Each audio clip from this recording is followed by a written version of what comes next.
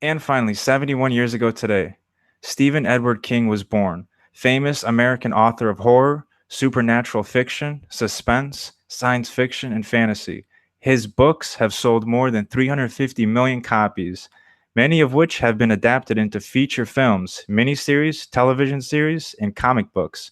King has published 58 novels, including 7 under the pen name Richard Bachman, and 6 non-fiction books. He has written around 200 short stories, most of which have been published in book collections.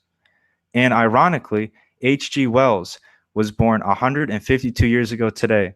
For those of you that don't know, he was an English writer, very prolific in many genres, writing dozens of novels, short stories, and works of social commentary, satire, biography, and autobiography, including even 2 books on war games. He is now best remembered for his science fiction novels and is often called the father of science fiction. He wrote the classic War of the Worlds. One time, Stephen King, one of the greatest authors of all time. Absolutely, man.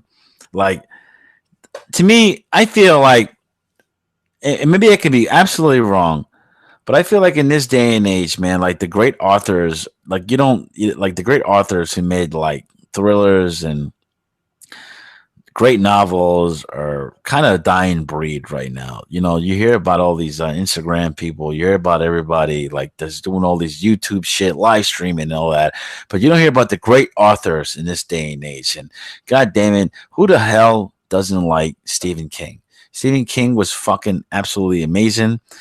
And when it comes down to, like, you see mentioned H.G. Wells, that was fucking amazing. H.G. Wells, man, Orson Welles, who broadcasted that whole the War of the Worlds on radio, and he put people in a frenzy with the Martians are coming, the Martians are coming. It's the first fake fucking news ever in history, and that was fucking amazing and shit. That was great shit. But when you want to talk about Stephen King, though, I'm not gonna lie, though, man.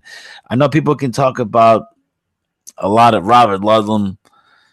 They can talk about Patterson or whatever, man. But I mean, come on. Like, Stephen King was absolutely phenomenal, man. And I mean, come on, Zach. I know you're a Stephen King guy in terms of his body of work. I mean, we can go on and on. Wow, it's amazing. Yeah. Yeah, he did The Shining, he did It, Carrie, Pet Cemetery, Christine.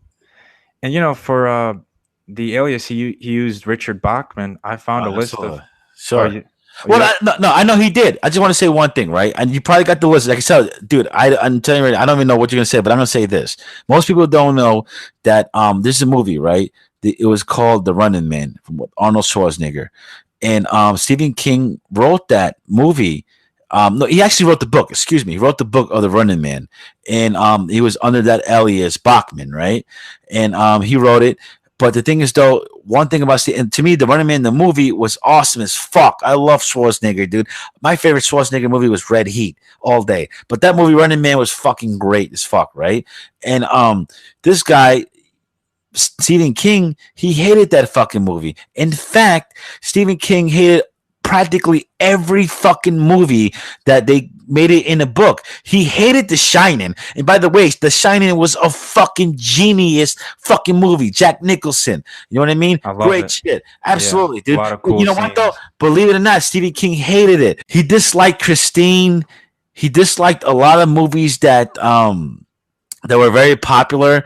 Now, Stephen King, he directed Maximum Overdrive, Cat's Eye, I believe. I think he directed that movie. Like, don't get me wrong, he did a lot of good shit that he directed. Cat's Eye was fucking great. I don't remember anybody don't remember that shit. That's completely throwback classic. Great storytelling and shit. But man, the guy was a great author, man. But he didn't like like I said, there was a lot of movies like Lawnmower Man. There was like a lot of movies that there was a lot of conspiracy shit to it where he disliked it, and it was like he always felt like the guys that made his movies kind of fucked him over. He was very particular in terms of what he wanted and shit. So, like I said, that Richard Bachman character in terms of Stephen King I think is very interesting. Like, what were like in most people didn't know this. He revealed this to later. He revealed later that he was Richard Bachman. And what were some of the books that he came out with, or stories that he came out with under Richard Bachman? Zach. Well, under the name Richard Bachman, he came out with Rage, The Long Walk, Road Work, as you mentioned, The Running Man, Thinner, which is one of my favorite movies. I love that. I love Yeah, that fucking movie. The Regulators Twisted. and Blaze. Right. Yeah. Let me ask you a question really quick. What's your favorite Stephen King feature film, if you had to pick one? Well, to me, absolutely, it has to be Christine. I love Christine, man, and it's a movie. I'm telling you right now. I think they made a remake to that, but if you watch the original Christine, and they had like Artie and shit, and he was like a nerd, and he was like, he was like, "There's nothing better than that."